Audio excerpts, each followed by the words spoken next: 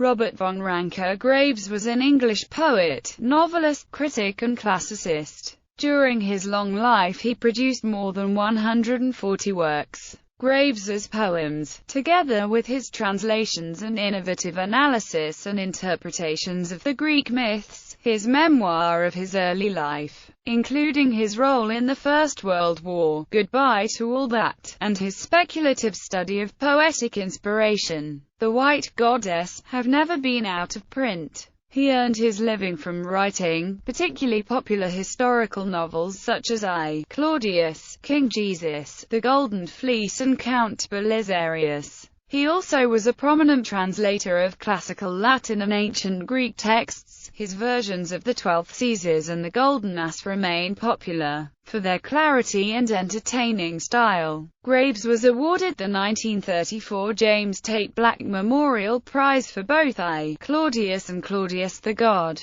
Early life. Graves was born into a middle-class family in Wimbledon, then part of Surrey, now part of London. He was the third of 5 children born to Alfred Perceval Graves, an Anglo-Irish school inspector, Gaelic scholar and the author of the popular song, Father O'Flynn, and his second wife, Amalia von Ranke. Graves's mother was from a recently ennobled German family, the eldest daughter of Heinrich von Ranke, a professor of medicine at the University of Munich, and his wife, Louise Tiaux. She was also a great-niece of the German historian Leopold von Ranke. At the age of 7, double pneumonia following measles almost took Graves's life. The first of 3 occasions when he was despaired of by his doctors as a result of afflictions of the lungs, the second being the result of a war wound, and the third when he contracted Spanish influenza in late 1918, immediately before demobilization. At school, Graves was enrolled as Robert von Ranke-Graves, and in Germany his books are published under that name, but before and during the First World War, the name caused him difficulties. In August 1916, an officer who disliked him spread the rumor that he was a spy, a brother to a captured German spy who had coincidentally taken the name Carl Graves. Graves's eldest half-brother, Philip Perceval Graves, achieved note as a journalist, and his younger brother, Charles Patrick Graves, was a writer and journalist. Education. Graves received his early education at a series of 6 preparatory schools, including King's College School in Wimbledon, Penralt in Wales. There, in response to persecution because of the German element in his name, his outspokenness, his scholarly and moral seriousness and poverty relative to the other boys, he feigned madness, began to write poetry and took up boxing, in due course becoming school champion at both welter and middleweight. He also sang in the choir, meeting there an aristocratic boy 3 years younger, H. Peter Johnston, with whom he began an intense romantic friendship, the scandal of which led ultimately to an interview with the headmaster. Among the masters his chief influence was George Mallory, who introduced him to contemporary literature and took him mountaineering in vacations. In his final year at Charterhouse, he won a classical exhibition to St. John's College, Oxford, but did not take his place there until after the war. First World War. At the outbreak of the First World War in August 1914, Graves enlisted almost immediately, taking a commission in the Royal Welch Fusiliers. He published his first volume of poems, Over the Brazier, in 1916. He developed an early reputation as a war poet and was one of the first to write realistic poems about experience of frontline conflict.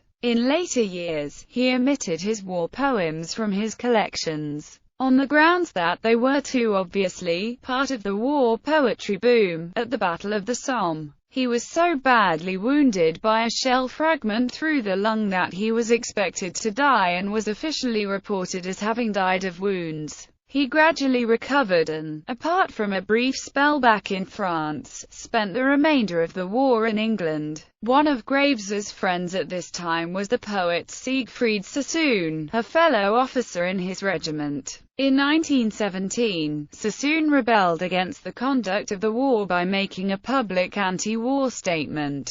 Graves feared Sassoon could face a court-martial and intervened with the military authorities, persuading them that Sassoon was suffering from shell shock and that they should treat him accordingly. As a result, Sassoon was sent to Craiglockhart, a military hospital near Edinburgh, where he was treated by Dr. W.H.R. Rivers and met fellow patient Wilfred Owen. Graves also suffered from shell shock, or neurasthenia as it was then called, but he was never hospitalized for it. I thought of going back to France, but realized the absurdity of the notion. Since 1916, the fear of gas obsessed me. Any unusual smell, even a sudden strong smell of flowers in a garden, was enough to send me trembling. And I couldn't face the sound of heavy shelling now. The noise of a car backfiring would send me flat on my face, or running for cover. The friendship between Graves and Sassoon is documented in Graves's letters and biographies. The story is fictionalized in Pat Barker's novel, Regeneration. The intensity of their early relationship is demonstrated in Graves's collection, Fairies and Fusiliers, which contains many poems celebrating their friendship. Sassoon remarked upon a heavy sexual element within it, and observation supported by the sentimental nature of much of the surviving correspondence between the two men. Through Sassoon, Graves became a friend of Wilfred Owen, who often used to send me poems from France. Graves's army career ended dramatically with an incident which could have led to a charge of desertion. Having been posted to Limerick in late 1918, he woke up with a sudden chill, which I recognized as the first symptoms of Spanish influenza. I decided to make a run for it, he wrote. I should at least have my influenza in an English, and not an Irish, hospital, arriving at Waterloo with a high fever but without the official papers that would secure his release from the army. He chanced to share a taxi with a demobilization officer also returning from Ireland, who completed his papers for him with the necessary secret codes. Post-war. Immediately after the war, Graves had a wife, Nancy Nicholson, and a growing family but was financially insecure and weakened physically and mentally. Very thin, very nervous and with about 4 years loss of sleep to make up. I was waiting until I got well enough to go to Oxford on the government educational grant. I knew that it would be years before I could face anything but a quiet country life. My disabilities were many. I could not use a telephone. I felt sick every time I traveled by train, and to see more than 2 new people in a single day prevented me from sleeping. I felt ashamed of myself as a drag on Nancy, but had sworn on the very day of my demobilization never to be under anyone's orders for the rest of my life. Somehow I must live by writing. In October 1919, he took up his place at the University of Oxford, soon changing course to English language and literature, though managing to retain his classics exhibition. In consideration of his health, he was permitted to live a little outside Oxford, on Boars Hill, where the residents included Robert Bridges, John Masefield, Edmund Blunden, Gilbert Murray and Robert Nichols. Later, the family moved to World's End Cottage on Collar Street, Islip, Oxfordshire. His most notable Oxford companion was T.E. Lawrence, then a Fellow of All Souls, with whom he discussed contemporary poetry and shared in the planning of elaborate pranks. He later attempted to make a living by running a small shop, but the business soon failed. In 1926, he took up a post at Cairo University, accompanied by his wife, their children and the poet Laura Riding. He returned to London briefly, where he split up with his wife under highly emotional circumstances before leaving to live with Riding in Dayar, Mallorca. There they continued to publish letterpress books under the rubric of the Caesar Press, founded and edited the literary journal Epilogue and wrote 2 successful academic books together. Literary career. In 1927, he published Lawrence and the Arabs, a commercially successful biography of T.E. Lawrence. The autobiographical Goodbye to All That proved a success but cost him many of his friends, notably Siegfried Sassoon. In 1934 he published his most commercially successful work, I, Claudius. Using classical sources he constructed a complex and compelling tale of the life of the Roman Emperor Claudius. A tale extended in the sequel Claudius the God. The Claudius books were turned into the very popular television series One Claudius, shown in both Britain and United States in the 1970s. Another historical novel by Graves, Count Belisarius, recounts the career of the Byzantine general Belisarius. Graves and Riding left Majorca in 1936 at the outbreak of the Spanish Civil War, and in 1939, they moved to the United States, taking lodging in New Hope, Pennsylvania. Their volatile relationship and eventual breakup was described by Robert's nephew Richard Perceval Graves in Robert Graves, 1927 to 1940. The Years with Laura, and T.S. Matthews's Jack Saw Better. It was also the basis for Miranda Seymour's novel The Summer of '39. After returning to Britain, Graves began a relationship with Beryl Hodge, the wife of Alan Hodge, his collaborator on The Long Weekend and The Reader Over Your Shoulder. In 1946, he and Beryl re-established a home with their 3 children, in Daya, Majorca. The house is now a museum. The year 1946 also saw the publication of his historical novel King Jesus. He published The White Goddess in 1948. He turned to science fiction with 7 Days in New Crete, and in 1953 he published The Nazarene Gospel Restored with Joshua Pedro. He also wrote Hercules, My Shipmate in 1945, which was first published as The Golden Fleece in 1944. In 1955, he published The Greek Myths, which retells a large body of Greek myths,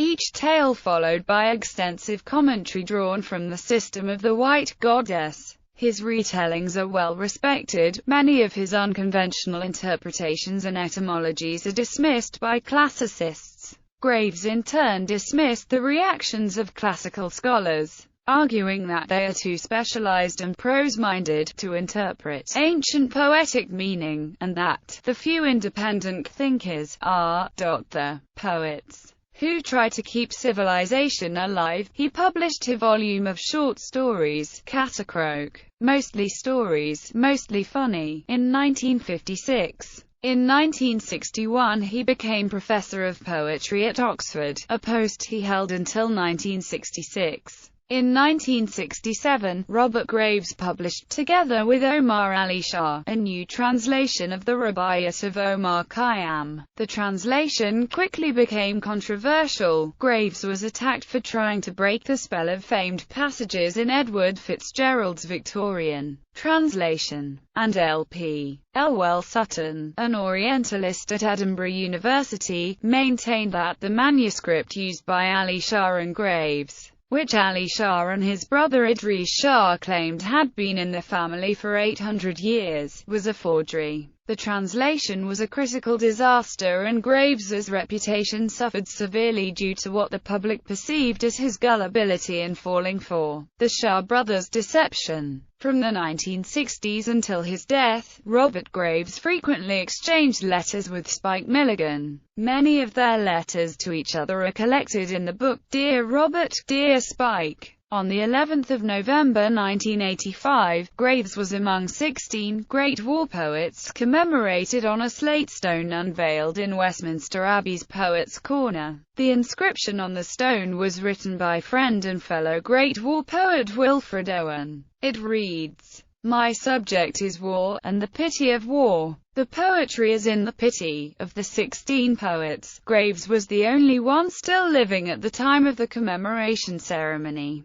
UK government documents released in 2012 indicate that Graves turned down a CBE in 1957. In 2012, the Nobel records were opened after 50 years. And it was revealed that Graves was among a short list of authors considered for the 1962 Nobel Prize in Literature, along with John Steinbeck. Lawrence Durrell, John Annerell and Karen Blixen. Graves was rejected because even though he had written several historical novels, he was still primarily seen as a poet, and committee member Henry Olson was reluctant to award any Anglo-Saxon poet the prize before the death of Ezra Pound, believing that other writers did not match his talent. Death. During the early 1970s, Graves began to suffer from increasingly severe memory loss, and by his 80th birthday, in 1975, he had come to the end of his working life. By this time he had published more than 140 works.